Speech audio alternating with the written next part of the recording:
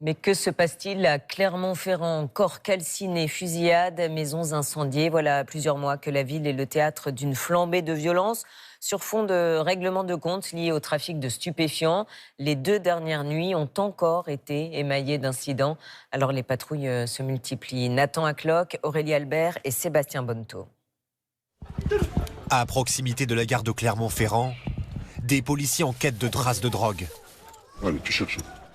À l'aide de leurs chiens, ils tentent de retrouver la marchandise cachée par les trafiquants sur ce point d'île bien connu. Le chien va trouver des produits sous terre, dans des buissons, dans des conduites d'évacuation.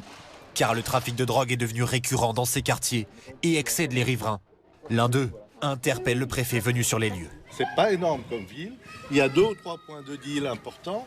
On les ferme complètement. À Clermont-Ferrand, il n'y avait pas l'habitude d'avoir donc cette hyperviolence.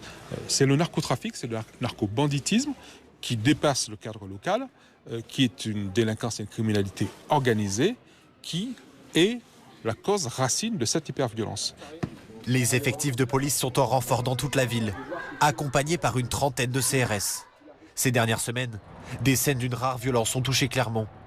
La semaine dernière, une voiture est retrouvée incendiée avec à l'intérieur un corps calciné et une fusillade éclate, faisant un blessé. Ces derniers jours encore, des tirs de mortier d'artifice contre des policiers. Et hier, dans la nuit, un individu blessé dans un hall d'immeuble par la crosse d'une arme à feu dans les quartiers nord de la ville. Des violences bien installées, difficiles à endiguer selon ce policier. On voit très bien que quand on repart, une demi-heure, 1 heure après, le phénomène revient parce que les consommateurs attendent, ils veulent leurs produits et donc le schéma revient.